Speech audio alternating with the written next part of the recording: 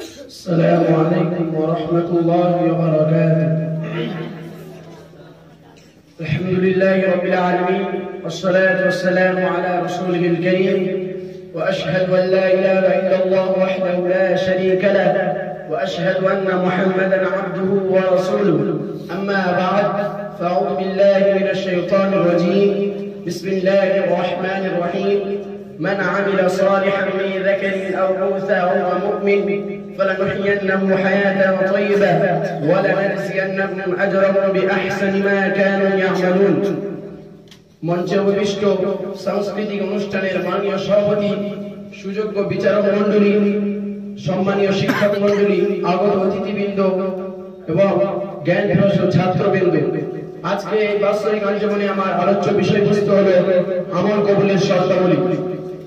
প্রিয় শ্রোতাবৃন্দ, নেক আমল মহান আল্লাহর সন্তুষ্টি অর্জনের অন্যতম মাধ্যম। এর মাধ্যমে দুনিয়া ও আখিরাতে মহান আল্লাহর সাহায্য ও রহমত পাওয়া যায়। তবে মানুষের নেক আমল কবুল তথা গ্রহণযোগ্য হওয়ার জন্য কিছু শর্ত রয়েছে। সেই সব শর্তগুলির মধ্যে সর্বপ্রথম শর্ত হচ্ছে ইসলাম। অর্থাৎ আমাদেরকে সর্বপ্রথম ইসলাম গণ্ডির মধ্যে প্রবেশ করতে হবে। মহান আল্লাহর একত্ববাদের সাক্ষ্য দিয়ে রাসূল সাল্লাল্লাহু আলাইহি ওয়াসাল্লামকে তার বান্দা ও রাসূল হিসেবে বিশ্বাস করতে হবে। কেননা যাদের ঈমান নেই, পরকালে কিয়ামতের দিন পরকালে তাদের ভালো কাজের কোনো মূল্য নেই। ইরশাদ হয়েছে, ওয়াল্লাযীনা কাফারু আ'মালুহুম কাসারাবিন বিকিয়াতিন ইয়াহসাবুহু আয-যামআনু মা'a হাত্তা ইযা জাআহু লাম ইয়াজিদহু শাইআ ওয়া ওয়াজাদাল্লাহু 'ইনদাহু ফাওয়াফাহু হিসাবাহু আল্লাহু সারিউল হিসাব। যারা কুফরি করে তাদের আমলসমূহ মরুভূমির মরীচিকার মতো পিপাসিত ব্যক্তি থেকে পানি মনে করে। অবশেষে যখন সে তার কাছে আসবে তখন সে দেখবে সেটি কিছুই নয়, আর সে সেখানে আল্লাহকে দেখতে পাবে। অতঃপর তিনি তাকে তার হিসাবকে পূর্ণ করে দিবেন, আর আল্লাহ অত্যন্ত হিসাব গ্রহণকারী। সূরাতুন নূর আয়াত নম্বর 39। এই আয়াত দ্বারা বোঝা গেল যে কোনো ভালো কাজ যদি মহান আল্লাহর কাছে কবুল হতে হয় তাহলে অবশ্যই ঈমান থাকতে হবে। অন্যথায় যে ঈমানদার ভালো কাজে আত্মনিয়োগ করবে তার জন্য পবিত্র কোরআনের সুসংবাদ হয়েছে।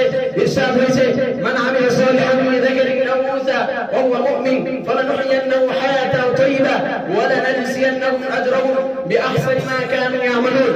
যে মুমিন অবস্থায় নেক আমল করবে, পুরুষ হোক অথবা নারী হোক, আমি তাকে পবিত্র জীবন দান করব এবং তারা যা করত তার তুলনায় অবশ্যই আমি তাদের উত্তম প্রতিদান দিব। সূরাতুন নাহল আয়াত নম্বর 97।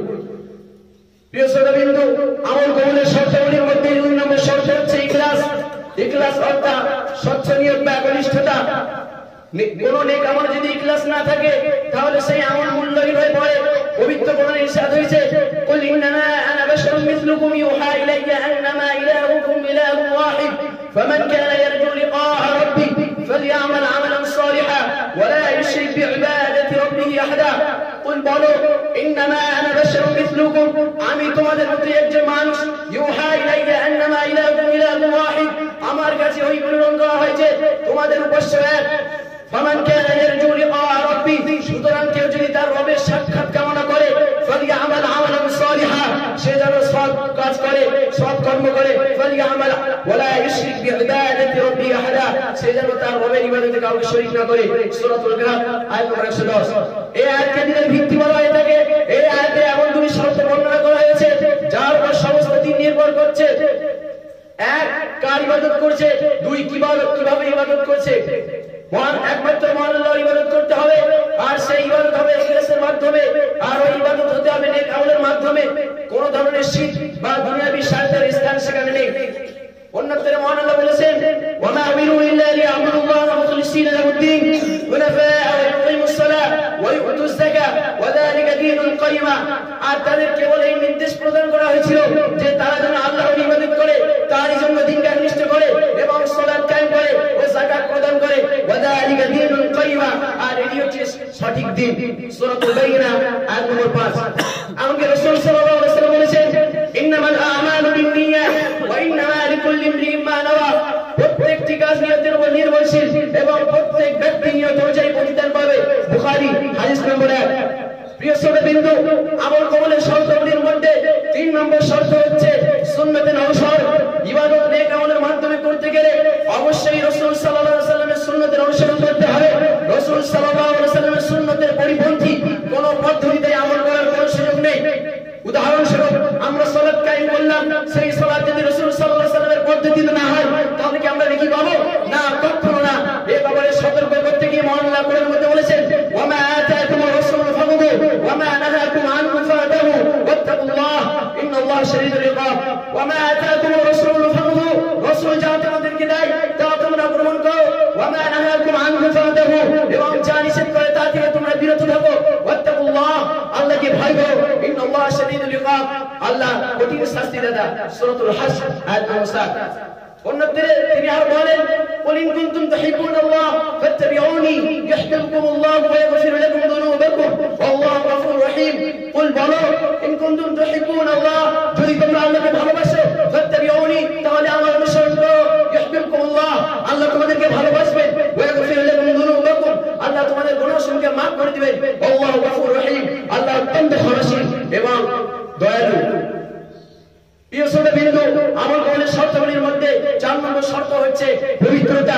আমল কবুলের শর্তাবলীর মধ্যে পবিত্রতাকে আমরা গণ্য করতে পারি, কেননা হাদিসে এসেছে রাসূল সাল্লাল্লাহু আলাইহি ওয়াসাল্লাম বলেছেন, ইয়া আইয়ুহান নাস ইন্নাল্লাহা তাইয়্যিব লা ইয়াকবালু ইল্লা তাইয়্যিব ওয়া ইন্নাল্লাহা মা'আল মুমিনিন বিমা আমারা বিহিল মুরসালিন। ফাকাল ইয়া আইয়ুহার রাসূল কুলু মিনাত তাইয়্যিবাতি ওয়া'মালু সালিহান ইন্নী বিমা তা'মালুন আলিম। وقال يا أيها الذين آمنوا كلوا من طيبات ما رزقناكم. قال وذكر رجلا يطيع السفر أشعث أكبر يمد يده إلى السماء يا ربي يا ربي ومطعمه حرام ومشربه حرام وملبسه حرام وقضي بالحرام فأنا يستجاب لذلك. হে লোক সকল, আল্লাহ তাআলা পবিত্র, তিনি পবিত্র জিনিস ব্যতীত কোনো জিনিস কবুল করেন না, এবং তিনি রাসূলদেরকে যেসব বিষয়ে হুকুম দিয়েছেন মুমিনদেরকে সেসব বিষয়ে হুকুম দিয়েছেন এবং বলেছেন, হে রাসূলগণ, তোমরা পবিত্র বস্তু আহার করো। তিনি আরো বলেন, হে মুমিনগণ, তোমরা আমি তোমাদেরকে যা রিজিক দিয়েছি তা থেকে তোমরা পবিত্র বস্তু আহার করো। বর্ণনাকারী বলেন, রাসূল সাল্লাল্লাহু আলাইহি ওয়াসাল্লাম এক ব্যক্তির কথা উল্লেখ করলেন, দীর্ঘ সফরের ক্লান্তিতে যার মাথার চুল বিক্ষিপ্ত অবিনষ্ট, সারা শরীর ধুলে মলি, এমন অবস্থায় সে তার হাতকে আসমানের দিকে দরাজ করে বলে, ইয়া রাব্বি ইয়া রাব্বি, হে আমার রব, হে আমার প্রতিপালক। অথচ ওয়ামাতআমুহু হারাম, তার খাদ্য হারাম, ওয়ামাশরাবুহু হারাম, তার পানীয় হারাম, ওয়ামালবাসুহু হারাম, তার পোশাক আশাক হারাম, ওয়াগুদিয়া বিল হারাম, তার জীবন জীবিকা হারাম। ফাআন্না ইস্তাজাবু লিযালিক, এমন অবস্থায় তার দোয়া কিভাবে কবুল হবে? অথচ আমাদেরকে এই নেক আমলগুলি মহান আল্লাহর নিকট গ্রহণযোগ্য করতে হলে আমলগুলি, তাহলে আমাদের এই শর্তগুলি বজায় রাখতে হবে। পরিশেষে মহান আল্লাহর কাছে দোয়া করি, হে আল্লাহ, তুমি আমাদেরকে এই শর্তগুলি মেনে চলার তৌফিক দান করো এবং নেক আমল করার তৌফিক দান করো। আল্লাহুম্মা আমিন। وآخر دعوانا أن الحمد لله رب العالمين والسلام عليكم ورحمة الله وبركاته.